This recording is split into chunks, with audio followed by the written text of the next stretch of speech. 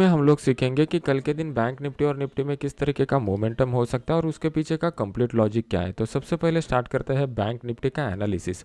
अभी आपके सामने मैंने जो चार्ट लगाया हुआ है वो बैंक निफ्टी का स्पॉट का डेली का चार्ट लगाया हुआ है। सबसे पहले हम लोग डेली के चार्ट का एनालिसिस करेंगे। अगर आप देखोगे तो डेली के चार्ट के ऊपर एक डाउन साइड का मोमेंटम कंटिन्यू हो रहा है और नीचे की साइड ने मार्केट ने ये सपोर्ट लेवल फॉर्म किया हुआ है। अभी सपोर्ट लेवल के करीब अगर आप देखोगे तो एक्सपायरी के दिन हम लोगों को एक दोजी कैंडल मिला हुआ था जिसका इंटरप्रिटेशन इनडिसीजन होता है। फिर नेक्स्ट डे फ्राइडे के दिन हम लोगों को जो कैंडल पैटर्न मिला हुआ है, वीडियो को पॉज कीजिए और कितने लोगों को लगता है ये हैमर कैंडल पैटर्न है मुझे कमेंट सेक्शन में बता दीजिए। अभी आपको मैं बता देता हूँ कि ये क्लासिकल क्राइटेरिया के हिसाब से हैमर कैंडल पैटर्न नहीं है, तो आप उसका इंटरप्रिटेशन एज अ हैमर नहीं कर सकते। हैमर के लिए मार्केट में एक कंटिन्यूस डाउन ट्रेंड चाहिए और एग्जैक्टली डाउन ट्रेंड के एंड में अगर इस तरीके का स्ट्रक्चर बनता है तभी हम लोग उसको ट्रेंड चेंज के लिए कंसीडर कर सकते हैं। हैमर कैंडल पैटर्न के बारे में मैंने ऑलरेडी यूट्यूब के ऊपर वीडियो बनाकर रखा हुआ है, मेरे प्लेलिस्ट में जाइए और वहाँ पर उसके स्ट्रिक्ट क्राइटेरिया देखिए जो ओरिजिनल मैंने जापानीज बुक से लेकर आपको सिखाए हुए थे। अभी यहाँ पर ये जो कैंडल पैटर्न बन रहा है ये वेरिएशन वाला कैंडल पैटर्न है, तो इसको किस तरीके से इंटरप्रेट करना है साइकोलॉजी पॉइंट ऑफ व्यू से उसको समझने की कोशिश करते हैं। अभी मार्केट में एक तेज गिरावट हो चुकी है। तेज गिरावट के बाद मार्केट यहाँ पर एक रेंज बना रहा है। इसके पीछे का फंडामेंटल रीज़न ये है कि 22 तारीख को अमेरिका में जो यूएस फेडरल रिजर्व का पॉलिसी आएगा, उस फेडरल रिजर्व के पॉलिसी के वजह से मार्केट में एक लॉन्ग टर्म व्यू जो है वो बड़े इन्वेस्टर बना सकते हैं और फिर उसके बाद वो अपना बड़े क्वांटिटी के साथ पोजीशन ले सकते हैं। अभी फिलहाल के लिए यहाँ पर क्या हो रहा है, जिन्होंने ऊपर वाले रेट पर सेल के पोजीशन बनाए हुए थे उसमें से कुछ लोग यहाँ पर प्रॉफिट बुकिंग कर रहे हैं। अगर आप ओपन इंटरेस्ट का डेटा देखोगे तो ओपन इंटरेस्ट के डेटा में हम लोगों को बड़े क्वांटिटी में फ्रेश बाइंग दिखाई नहीं दे रहा है। तो ये बात हम लोगों को डेली के चार्ट से और ओपन इंटरेस्ट के डेटा से क्लियर हो गई। अभी आने वाले 2 दिनों में किस तरीके से ट्रेड करना है, मतलब संडे के दिन और मंडे के दिन और ट्यूसडे के दिन किस तरीके से ट्रेड करना है इसको समझने की कोशिश करते हैं। और जैसे ही 22 तारीख को यूएस फेडरल रिजर्व का पॉलिसी आ जाएगा फिर उसके बाद हमारे लिए एक बड़ा डायरेक्शन इस वीक के लिए मिल जाएगा। तब तक मार्केट जो है वो ग्लोबल मार्केट में ज़्यादा कुछ उछल कूद होने की मुझे आशंका कम लग रही है। अभी इंट्राडे चार्ट के ऊपर जाएंगे तो हम लोगों को लेवल मिल जाएंगे। अगर आप यहाँ पर देखोगे तो मार्केट ने एक अच्छा खासा एक अपसाइड का मोमेंटम यहाँ पे क्लोजिंग के टाइम दिखा दिया है। तो कल के दिन मार्केट अगर गैप डाउन ओपन हो जाता है इस लेवल पे कहीं पे और यहाँ पे हैमर लाइक कैंडल पैटर्न या इस तरीके का कोई प्राइस एक्शन पैटर्न बनाता है तो उस केस में हम लोग 39,200 का जो कॉल है वो 39,200 के कॉल को यहाँ पर बाय कर सकते हैं। इसको बाय करने के बाद इसका स्टॉप लॉस जो रहेगा यहाँ पे जो भी कुछ स्विंग लो बनेगा वो हम लोग स्टॉप लॉस की तरह यूज़ करेंगे। पहला टारगेट जो हमारा निकल के आ जाएगा वो 39,500 के करीब निकल के आ जाएगा। अभी हम लोगों ने ये ट्रेड के ऊपर है ना बात कर ली।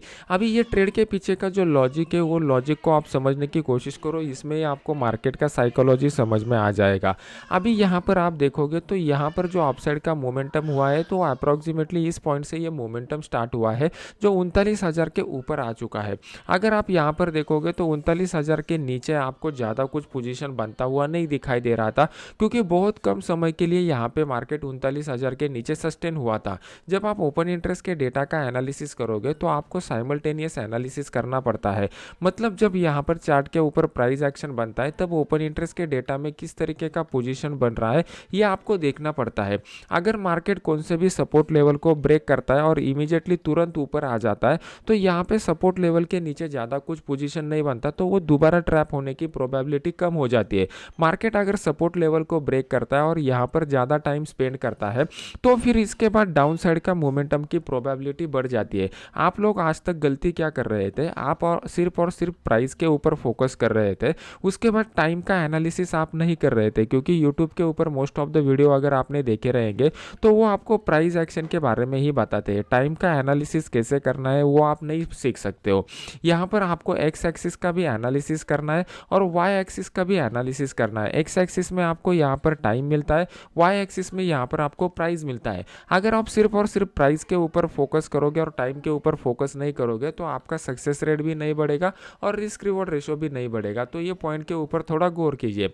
यहाँ पर हम लोगों को ये वाला ट्रेड मिलेगा तो इसमें आपका सक्सेस रेट और रिस्क रिवॉर्ड रेशो ज़्यादा रहेगा। अगर आप ऊपर की साइड में देखोगे तो ऊपर की साइड में हम लोगों के लिए जहाँ पर मार्केट क्लोज हो चुका है वो एक सेलिंग वाला जोन निकल के आ रहा है, क्योंकि यहीं से एक बिग गिरावट स्टार्ट हुई थी। तो कल के दिन मार्केट अगर फ्लैट ओपन होता है और फ्लैट ओपनिंग के बाद यहाँ पर इस तरीके का प्राइस एक्शन स्ट्रक्चर बनाता है तो यहाँ पर भी हम लोग एक सेल का पोजीशन ले सकते हैं, जिसमें हम लोग 39,700 का जो पुट है वो 39,700 के पुट को यहाँ पर बाय कर सकते हैं। और उसके बाद बाय करने के बाद इसका जो स्टॉप लॉस निकल के आएगा ये ऊपर की साइड में यहाँ पर जो भी कुछ स्विंग हाई बना रहेगा वो हम लोग स्टॉप लॉस की तरह यूज करेंगे। अभी ये ट्रेड आपको पता चल गया। अभी ये ट्रेड के पीछे का लॉजिक पता कीजिए, ये साइकोलॉजी समझने की कोशिश कीजिए। तो मार्केट साइकोलॉजी जब आप समझोगे तभी जाके आप प्रोफेशनल ट्रेडर बन पाओगे। अगर आप देखोगे तो यहाँ से अच्छा खासा अपसाइड का मोमेंटम हो चुका है। अपसाइड के मोमेंटम में प्राइस एक्शन का बेसिक स्ट्रक्चर अगर आप सीखते हो तो एक अपसाइड मोमेंटम के बाद रिट्रेसमेंट होना जरूरी होता है। यहाँ पे रिट्रेसमेंट में क्या होता है, यहाँ पर जितने भी लोगों ने बाय किया रहेगा उसमें से जो वीक हैंड है वो वीक हैंड मार्केट में से इमीडिएटली एग्जिट हो जाते हैं। अगर आप न्यू ट्रेडर हो, नोवाइस ट्रेडर हो, तो आपको लोग क्या करते हो, जनरली आप प्रॉफिट जो है वो प्रॉफिट इमीडिएटली बुक कर लेते हो, मतलब कम प्रॉफिट बुक कर लेते हो, और लॉस जो है वो लॉस, बड़े लॉस में आप खड़े रहते हो। आप में से कितने लोगों ने अपने ट्रेडिंग करियर में एक्सपीरियंस किया हुआ है ये मुझे कमेंट सेक्शन में बता दीजिए। तो नेक्स्ट वीकेंड के ऊपर इसको कैसे अवॉइड करना है इसका एक वीडियो मैं आपको बता दूंगा। अभी क्या होता है, कम प्रॉफिट में लोगों को निकलने की आदत जो रहती है वो लोग यहाँ पर एग्जिट करेंगे और उनकी वजह से मार्केट नीचे आ जाएगा। अगर मार्केट नीचे आ जाता है तो यहाँ पर बड़े प्लेयर के लिए दोबारा कम रेट पे बाय करने का मौका मिलता है और वो वहाँ से मार्केट को ऊपर लेके जाते हैं। तो इस तरीके से प्राइस एक्शन बनता है। अगर आप देखोगे तो मार्केट जो था वो नीचे आ गया, नीचे आने के बाद यहाँ से मार्केट ने एक बाउंस बैक दिखाया। तो ये बाउंस बैक में क्या हो गया, यहाँ पर जो वीक हैंड थे, जो रिटेल ट्रेडर थे, जिन्होंने ओपनिंग के ऊपर अपना सेल का पोजीशन बनाया हुआ था, उन्होंने यहाँ पर प्रॉफिट बुक कर लिया। और जब दोबारा मार्केट ऊपर चला गया तो यहाँ पे जो स्ट्रॉन्ग हैंड थे, जो बड़े सेलर थे, उनको और कम और ज़्यादा रेट में सेल करने का मौका मिला। तो इन्होंने और क्वांटिटी यहाँ पर ऐड कर लिया और फिर सेकंड जो यहाँ पर वेव बना उसमें मार्केट में बड़ी गिरावट हम लोगों को देखने को मिली। अभी कल मॉर्निंग के समय में यहाँ पर इस तरीके का स्ट्रक्चर बनेगा तो एटलीस्ट 50% रिट्रेसमेंट यहाँ पर होने की प्रोबेबिलिटी बनेगी। तो उस 50% रिट्रेसमेंट को कैलकुलेट करने के लिए हम लोग ये वाला ट्रेड बना रहे हैं। अभी हम लोग क्या कर रहे हैं, हम लोगों ने डेली के ऊपर एनालिसिस किया हुआ है कि मार्केट जो है वो मार्केट अभी रेंज बाउंड रह सकता है। फंडामेंटली अगर हम लोग देखेंगे तो फंडामेंटली में मैंने आपको बता दिया कि 22 तारीख को जो है, 22 ऑफ मार्च को जो है वो एक बड़ा इकोनॉमिकल ट्रिगर हम लोगों को मिलने वाला है, जिसके बाद ही मार्केट डायरेक्शन पकड़ सकता है। मतलब डेली चार्ट में हम लोगों को प्राइस एक्शन ये बता रहा है कि मार्केट रेंज बाउंड रहने की प्रोबेबिलिटी है। सेम हमें कंक्लूजन फंडामेंटल एनालिसिस बता रहा है। तो जब भी मार्केट में हम लोगों को रेंज बाउंड का सिनेरियो रहता है, हम लोग नीचे वाले रेट पर भी बाय कर सकते हैं और ऊपर वाले रेट पर भी सेल कर सकते हैं। तो ये दोनों लेवल मैंने आपको बता दिए हैं कि ये लेवल के ऊपर आप ये कर सकते हो। अभी नेक्स्ट प्रोबेबिलिटी, मार्केट मान लो कि बड़े गैप अप के साथ खुला तो क्या करना है। जब भी मार्केट बड़े गैप अप के साथ खुलेगा तो हमारे लिए ये 40,000 का लेवल सबसे इंपॉर्टेंट रहेगा। डायरेक्टली 40,000 के लेवल के ऊपर खुलने के बाद कोई शूटिंग स्टार बनाता है या इस तरीके का कैंडल पैटर्न बनाता है तो इमीडिएट एक बड़े क्वांटिटी के साथ भी आप 40,000 का जो पुट है वो 40,000 के पुट को यहाँ पर बाय कर सकते हो। इसका स्टॉप लॉस यहाँ पे जो भी कुछ स्विंग हाई बनेगा वो स्टॉप लॉस यूज करेंगे और नीचे की साइड में ये जो क्लोजिंग प्राइस है ये आपका टारगेट निकल के आ रहा है। अभी इसके पीछे क्या लॉजिक हो सकता है ये मुझे आप कमेंट सेक्शन में बता दीजिए और साथ साथ वीडियो को भी लाइक कीजिए। जितना ज़्यादा लाइक मिलेगा मुझे उतना ज़्यादा एक्सप्लेनेशन देने में मोटिवेशन मिल जाएगा। अभी देख लेते हैं कि मार्केट गैप डाउन होने के बाद क्या करेंगे। गैप डाउन होने के बाद कुछ भी आप इमीडिएटली करने की कोशिश मत कीजिए, क्योंकि मार्केट में डेली चार्ट के ऊपर इस तरीके का कैंडल पैटर्न बनाया हुआ है। कल के वीडियो में मैंने आपको बताया था कि आपके लिए हाई, लो और क्लोज इंपॉर्टेंट रहता है।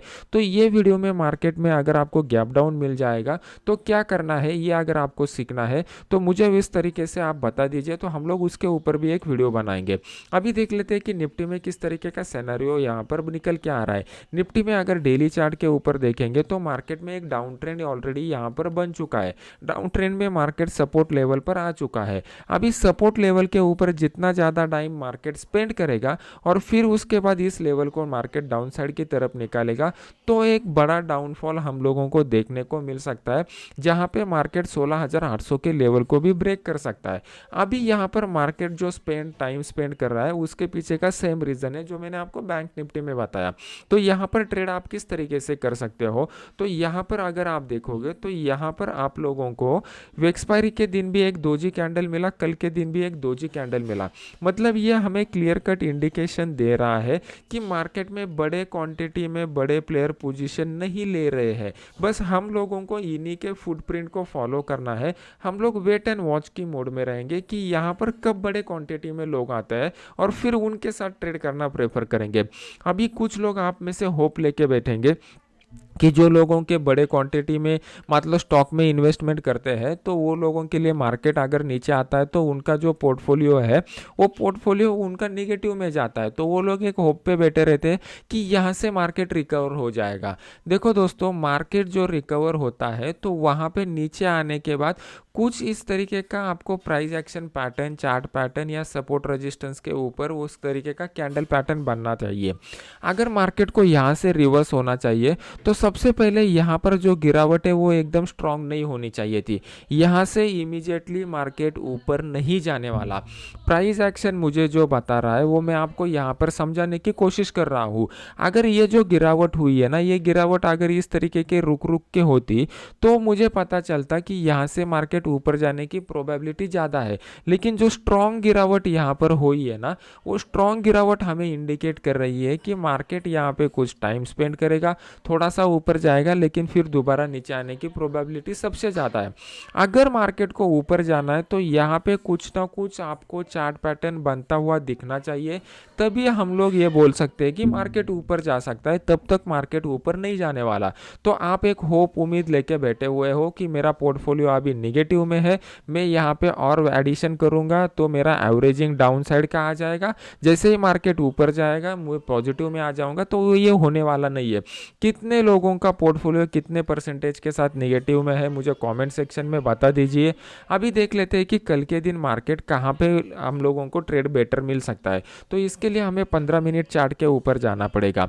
अभी आपके सामने मैंने 15 मिनट का चार्ट लगाया हुआ है। तो सबसे पहले हम लोगों को एक अच्छा ट्रेंड लाइन यहाँ पर मिलता हुआ दिखाई दे रहा है। तो जब तक मार्केट इस ट्रेंड लाइन के ऊपर रहेगा, यहाँ पे एक अपसाइड के मोमेंटम का प्रोबेबिलिटी सबसे ज़्यादा रहेगा। मार्केट अगर इस लेवल के नीचे आता है तो डाउन साइड के मोमेंटम का प्रोबेबिलिटी बढ़ जाएगा। तो बस हम लोगों को यही देखना है कि यहाँ पर मार्केट अभी जो सस्टेन हुआ है वो एक इम्पॉर्टेंट लेवल के ऊपर सस्टेन हुआ है। 17,100 के ऊपर मार्केट यहाँ पर सस्टेन हो चुका है। तो यहाँ पर मार्केट और टाइम स्पेंड करके अगर फिर इस लेवल को अपसाइड की तरफ निकालता है तो मार्केट में एक 30 से 40 पॉइंट का मोमेंटम आने की प्रोबेबिलिटी है। मार्केट में बड़ा मोमेंटम कब आ सकता है, जब मार्केट 17,200 का जो लेवल है वो 17,200 के लेवल को मार्केट अपसाइड की तरफ निकालेगा, तभी मार्केट में एक 100 से 150-200 पॉइंट का मोमेंटम आ सकता है। तब तक यहाँ पर उतना ज़्यादा कंफर्मेशन नहीं है। अगर आप कल के दिन के मोमेंटम को देखेंगे तो यहाँ पे आपको क्लियर कट दिखाई दे रहा है कि पूरे दिन में मार्केट ने वी शेप रिकवरी दिया और जहाँ पर ओपन हुआ था ऑलमोस्ट वहीं पे जाके क्लोज हो चुका है। मतलब ओपनिंग के टाइम मार्केट का जो सेंटीमेंट था, बड़े प्लेयर का मार्केट के बारे में जो व्यू था, उसी तरीके से उन्होंने यहाँ पर क्लोज किया हुआ है। इन बिटवीन ये इंट्राडे ट्रेडर का लॉस हुआ है। जिन्होंने पहले सेल का पोजीशन लिया रहेगा, ज़्यादा प्रॉफिट के चक्कर में रुके रहेंगे, क्लोजिंग के टाइम उनको लॉस में ऑप्शन में रिकवर करना पड़ेगा, क्योंकि वहाँ पे टाइम डिके हो जाता है। अभी यहाँ पे अगर आपको चार्ट बोल रहा है कि अभी फिलहाल के लिए ज़्यादा कुछ अपॉर्चुनिटी नहीं है, बड़े प्लेयर वेट एंड वॉच की मोड में है, तो आपको भी उनके फुटप्रिंट को फॉलो करना पड़ेगा। जैसे ही कोई बेस्ट अपॉर्चुनिटी आएगा मैं अपने इस फ्री वाले चैनल में आपको अपडेट कर दूंगा, जिसका लिंक वीडियो के नीचे मैंने डिस्क्रिप्शन बॉक्स में डाला हुआ है। तो मिलते हैं नेक्स्ट एजुकेशनल वीडियो में। Thank you very much.